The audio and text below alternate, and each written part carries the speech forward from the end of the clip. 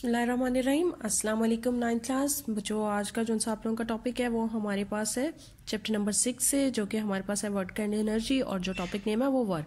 अब अगर आप लोग देखो तो जैसा कि हमारे पास नेम है चैप्टर का वर्क एंड एनर्जी, तो इसका मतलब ये पूरा जो चैप्टर है वो हमारे पास इसी बेस पर है कि वर्क और एनर्जी का आपस में क्या रिलेशनशिप है। जाहिर सी बात है, अगर हम लोग कोई भी वर्क डन करते हैं तो ये इसी सूरत में होगा जब हम लोग एनर्जी रखते होंगे, मतलब एनर्जी जो सी है उसी की सूरत में हमारे पास वर्क डन होगा। चलिए अब हम लोग अपना टॉपिक स्टार्ट करते हैं। सबसे पहले वर्क हमारा टॉपिक है 6.1 जी। बच्चों, बेसिक बात जो इस टॉपिक से रिलेटेड है, आप लोगों ने ये चीज़ जहन में रखनी है कि इन फिजिक्स जो हमारे पास वर्क की डेफिनेशन है वो टोटली चेंज है। वो क्यों चेंज है? वो इसलिए चेंज है कि आम रूटीन में अगर आप लोग देखते हो, जैसे अगर आप लोग क्लासरूम में बैठे हो, अगर आपको एक टीचर बोलता है कि जी बच्चों आप लोगों ने बैठकर अपना लेसन को रिवाइज करें, अपना लेसन को लर्न करें, कुछ भी ऐसे काम करें लेकिन बैठे बैठे, तो आप लोगों को लगता है कि you are doing some work, लेकिन in physics you are not doing some work. Physics में काम करने के लिए आप लोगों को कुछ ना कुछ डिस्प्लेसमेंट कवर करना ज़रूरी होता है, और वो डिस्प्लेसमेंट तभी होगा जब हम लोग कोई फोर्स लगाएंगे। मतलब इन फिजिक्स हम लोगों का जो सा वर्क है वो दो फैक्टर्स के ऊपर डिपेंड करता है। नंबर 1 फैक्टर हमारे पास डिस्प्लेसमेंट है और नंबर 2 फैक्टर हमारे पास है फोर्स। अब उसकी एक्सप्लेनेशन किस तरह होगी?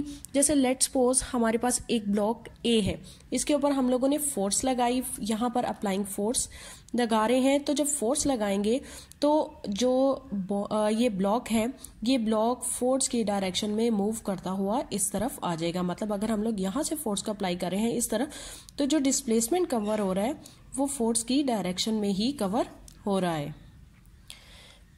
अब जो बेसिक बात है हमारे पास समझने वाली वो ये है कि आप लोग जितनी फोर्स लगाओगे उतना ही हमारे पास डिस्प्लेसमेंट कवर होगा।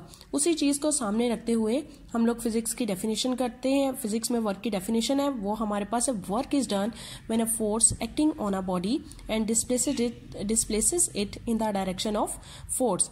के काम उसी सूरत में होगा जब कोई भी फोर्स है वो किसी जिस्म पर अमल करती है और जो वो जिस्म है वो फासला तय करता है फोर्स की डायरेक्शन में ही।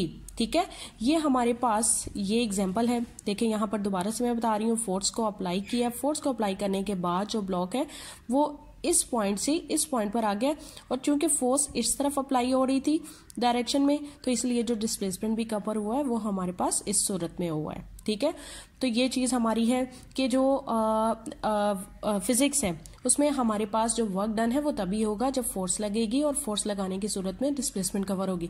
अदरवाइज कोई भी पर्सन है अगर वो 2 घंटे तक एक बकेट को पकड़कर खड़ा हुआ है या किसी भी चीज़ को पकड़कर उसी जगह पर खड़ा हुआ है, उसने कोई डिस्प्लेसमेंट कवर नहीं किया है, तो इन फिजिक्स उसने किसी भी किस्म का कोई वर्क नहीं किया है। उसके बाद हमारे पास आ जाता है in the direction of force. अगर आप लोगों ने फार्मूला वर्क का फाइंड आउट करना है तो वो हमारे पास है work is equal to force into displacement. Work is equal to F S. ठीक है, फोर्स भी हमारे पास एक वेक्टर क्वांटिटी है और डिस्प्लेसमेंट भी हमारे पास एक वेक्टर क्वांटिटी है, इसलिए यहाँ पर जो फार्मूला हम लोग राइट करेंगे यहाँ पर एफ एस लिखा जाएगा। अब जो इसका यूनिट है वो हमारे पास न्यूटन मीटर है। किस तरह? फोर्स का जो सा यूनिट है वो हमारे पास न्यूटन हो गया, और जो डिस्प्लेसमेंट है उसका यूनिट हमारे पास मीटर है। और in physics 1 newton meter is equal to 1 joule. और ये जो जाउल है ये एक साइंटिस्ट नेम है, इसीलिए जिसने इसको डिस्कवर किया था उसके नेम पर ही इसको 1 जाउल रख दिया गया था। और इसके अलावा क्वांटिटी कौन सी है? वर्क एक स्केलर क्वांटिटी है। अब यहाँ पर आप देखें कि 1 जाउल क्या होगा कि एक फोर्स है जो 1 न्यूटन है, अगर वो किसी भी बॉडी पर एक्ट करती है, अगर वो बॉडी उसी डायरेक्शन में 1 मीटर का डिस्टेंस कवर करती है, तो जो वो वर्क डन होगा वो 1 जाउल के इक्वल होगा। इंशाल्लाह नेक्स्ट टॉपिक में आप लोगों को एक्स और वाई कंपोनेंट्स के हवाले से बताऊंगी। ओके, अल्लाह हाफिज।